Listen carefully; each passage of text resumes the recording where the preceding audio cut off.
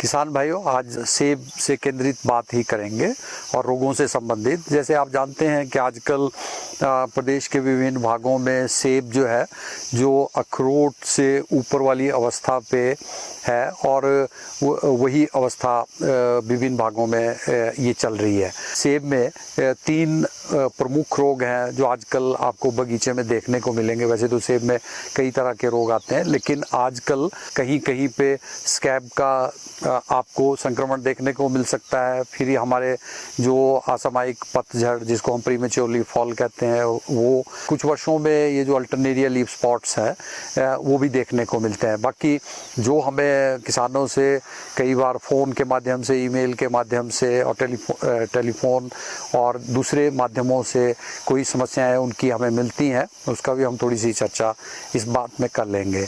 हमें ये देखना है कि अभी जो अखरोट के साइज़ का फल होता है, उससे 20 दिन बाद की जो स्प्रे की अवस्था है, स्प्रे शेड्यूल में हमें उसको फॉलो करना है। तो उसमें हमें स्कैब के लिए जैसे प्रोपिनेब है, जिनेब है, इसका छिड़काव है, और दूसरा कॉम्बी फंजीसाइड ट्यूबाकोनाजोल और ट्राइफ्लॉक्सीस्ट्रोबिन है, इसका प्रीमेच्योर लीफ फॉल के लिए इसका छिड़काव होता है इस कॉम्बी फंजीसाइड का। और उसके अलावा जो है कार्बेंडाजिम और फ्लूजिलाजोल का जो कॉम्बी फंजीसाइड है, तो इसका जो है छिड़काव आपने प्रीमेच्योर लीफ फॉल और ये 2 बीमारियों के लिए सक्षम है, जिसमें अल्टरनेरिया लीफ फॉल है। तो ये 3 छिड़काव जो 3 बीमारियां हमारे पास मेन फलों में देखने को मिलती हैं, तो हमें इनका छिड़काव जो है वो अपने बागीचे में रोग के लक्षण को देखते हुए करना। बहुत सी ईमेल और टेलीफोन किसान इसलिए करते हैं कि हम ये इंसेक्टिसाइड के साथ फंजीसाइड मिला दें, उसके साथ हम माइक्रोन्यूट्रिएंट, जैसे आजकल अधिकतर लोग बोरोन और जिंक की स्प्रे करते हैं। आपसे यही कहूँगा कि इसका हम अनुमोदन नहीं करते हैं। और कुछ जगहों पे ऐसा देखने को मिला है कि जब लोगों ने जिंक, बोरोन और फंजीसाइड को इकट्ठे मिलाने का कई जगह मिलाया है, तो उसमें जो है वो पत्तों पे और फलों के ऊपर उसमें फाइटोटॉक्सिसिटी के सिम्टम जो सामने आते हैं। तो उसमें आप देखते हैं कि इसमें जो फल की जो गुणवत्ता है वो काफ़ी प्रभावित हो जाती है। हालांकि इसको अगर उस पर प्रभाव कम होगा फाइटोटॉक्सिसिटी का, तो वो जो फल की बढ़ोतरी के साथ वो ख़त्म भी हो सकते हैं। लेकिन फिर भी हमें जो चीज़ जिसका अनुमोदन नहीं किया गया है इनको मिलाने का, वो हमें नहीं करना है। और बहुत से किसान भाई हमारे पूछते हैं कि हम जो डोडीन है, डोडीन के साथ क्या हम कंटाफ मिला लें, जो हेक्साकोनाजोल होती है। तो डोडीन के साथ हमें कंटाफ नहीं मिलाना है। और वो अगर हमें कोई भी कॉम्बी फंजीसाइड, जैसे मैंने अभी भी जिक्र किया, जैसे लस्टर है, कार्बेंडाजिम प्लस फ्लूजिलाजोल है, तो अगर वो कॉम्बी फंजीसाइड उस अवस्था में चाहिए तो वो मार्केट में उसमें मिलती है कॉम्बी फंजीसाइड, और उसी तरह उसको स्प्रे शेड्यूल में उसका अनुमोदन किया गया है। तो हमें मिलाना नहीं है।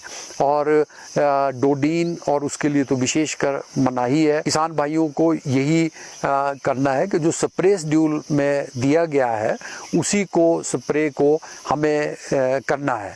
और वो भी तब जब हमें लगता है, क्योंकि हम सेब की खेती काफ़ी वर्षों से करते हैं और हमारे किसान भाई बहुत प्रबुद्ध हैं, तो हमें अगर रोग के उसकी आशंका बगीचे में होती है, अन्यथा हमें ये प्रयत्न करना है कि अगर स्प्रे की आवश्यकता नहीं है तो हमें कम करना है। और कुछ फंजीसाइड जैसे फ्लूजिलाजोल है, तो उसमें प्रिवेंटिव और क्यूरेटिव दोनों क्षमताएं हैं। तो एक तो रोग को क्योर भी कर सकती है, अन्यथा मैक्सिमम जो फंजीसाइड होते हैं जैसे प्रोटेक्टिव होते हैं, तो वो जब तक उनका पौधे के विभिन्न भागों के ऊपर वो घोल की मात्रा है तब तक वो रोकने में सक्षम होते हैं। लेकिन हमें जो जो फल की इस समय अवस्था है तो उस समय पत्तियों के ऊपर तो ऐसी अवस्था नहीं आती है कि हमें क्यूरेटिव, लेकिन फलों के ऊपर क्योंकि बढ़ोतरी हो रही है तो उस समय ये जो क्यूरेटिव एक्शन वाले जो फफूंदनाशक हैं वो अधिक कारगर है और वो स्प्रे शेड्यूल में उसको वो दिया गया है।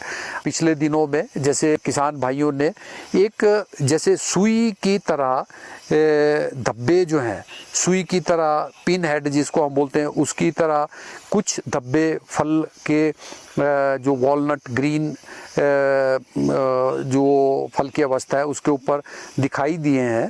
तो ये धब्बे जो है, और कई बार इन धब्बों के चारों तरफ थोड़ा सा हल्के लाल रंग का एक दायरा सा भी बना होता है। हम इसको डिसऑर्डर कहेंगे क्योंकि ये डिजीज़ नहीं है। तो डिसऑर्डर हम तब कहते हैं जब उसके साथ कोई पैथोजन इन्वॉल्व नहीं होता है। तो ये तापमान की वेरिएशन और दूसरे जो हमारे कई कारण होते हैं, जैसे बगीचे में कई बार कोई सूखे की स्थिति है वो है, तो कई कारण मिलके जो है जो हमारे उसकी वेरिएशन होती है उसकी वजह से इस तरह के लक्षण आ सकते हैं। तो इसमें जब हम नियमित रूप से कोई भी कॉम्बी फंजीसाइड कोई भी स्प्रे कर रहे हैं तो हमें इसके लिए अतिरिक्त किसी स्प्रे करने की आवश्यकता नहीं है। और ये स्पॉट छोटे छोटे होते हैं क्योंकि इनका नाम ही इस डिसऑर्डर का लेंटिसेल स्पॉट है। तो जैसे फल की आकार बढ़ेगा तो वो जो छोटे छोटे स्पॉट हैं वो सतह से खुद ही नीचे उसे निकल जाएंगे उसकी सतह से, और जो फल की गुणवत्ता है उसके ऊपर कोई प्रभाव जो है वो नहीं पड़ेगा। जैसे अभी हमने किसान भाइयों के लिए जून में एडवाइजरी जारी कर दी है, तो वो हमारा जो यूनिवर्सिटी का वेबसाइट होता है उस पर भी उपलब्ध होती है, और जो हमारे ये प्रिंट मीडिया है और इलेक्ट्रॉनिक मीडिया है दोनों पे हम जो एडवाइजरी जिसका मैंने जिक्र किया कि जून में कौन कौन से स्प्रे इन तीनों बीमारियों के लिए होने हैं, तो उसके ऊपर हम ये एडवाइजरी डाल देते हैं। हम किसानों से अपेक्षा करते हैं कि दूसरी तरह का लिटरेचर जैसे हमारी यूनिवर्सिटी की पैकेज एंड प्रैक्टिसेस है वो भी किसानों के पास उपलब्ध होगी और उसको भी वो कंसल्ट कर सकते हैं। और जो स्प्रे शेड्यूल है वो स्टेट डिपार्टमेंट ऑफ हॉर्टिकल्चर का ई हॉर्टिकल्चर है उसके ऊपर भी उपलब्ध है था। जो भी हमारे बागवानी अधिकारी फील्ड में कार्यरत हैं उनके पास भी इसकी प्रिंटेड कॉपी जो है उपलब्ध रहती हैं, तो उसको भी वो कंसल्ट कर सकते हैं। हमें पता है कि ये जो बीमारियां हैं ये जब अधिक नमी होती है, बारिश वाला मौसम होता है तो उसके साथ ये वो होता है। तो आजकल जो भारत सरकार द्वारा जो मौसम की जो सूचना है वो हमें काफ़ी एक हफ्ते के पहले तक मिल जाती है और हमें उसका पता होता है कि भाई इस तरह का बादल बारिश वाला इस तरह का मौसम रहने वाला है। तो उसको भी हमारे किसान भाई उसको ध्यान में रख सकते हैं ताकि वो उस तरह से अपने स्प्रे शेड्यूल का वो निर्धारण कर सकें कि हमें स्प्रे जो है कब करनी है। और इसी तरह के उपायों को ध्यान में रखते हुए और किसान भाई जो है अपने जो फलों की है वो पूरी देखभाल बगीचों की करें। कहीं पे उनको कोई प्रॉब्लम आती है तो बीमारियों की प्रॉब्लम आती है, कीड़ों की प्रॉब्लम आती है, या जो हमें छिड़काव करते हैं दूसरे माइक्रोन्यूट्रिएंट्स वगैरह के, तो जिन जिन विभागों से संबंधित हैं, जैसे माइक्रोन्यूट्रिएंट का वो फ्रूट साइंस विभाग से, कीड़ों का है तो एंटोमोलॉजी विभाग से, और बीमारियों का लगता है तो वो प्लांट पैथोलॉजी विभाग से। किसानों से ये आग्रह करूँगा कि वो जब भी कोई सिम्टम्स वगैरह और वो पत्तियों में देखते हैं ऐसे रोगों के, क्योंकि जो हमारे प्रमुख रोग हैं उनके तो लक्षण उनको तकरीबन याद होंगे, तो वो हमारे जो कृषि विज्ञान केंद्र हैं, जो क्षेत्रीय अनुसंधान केंद्र, तो इस तरह कहीं भी।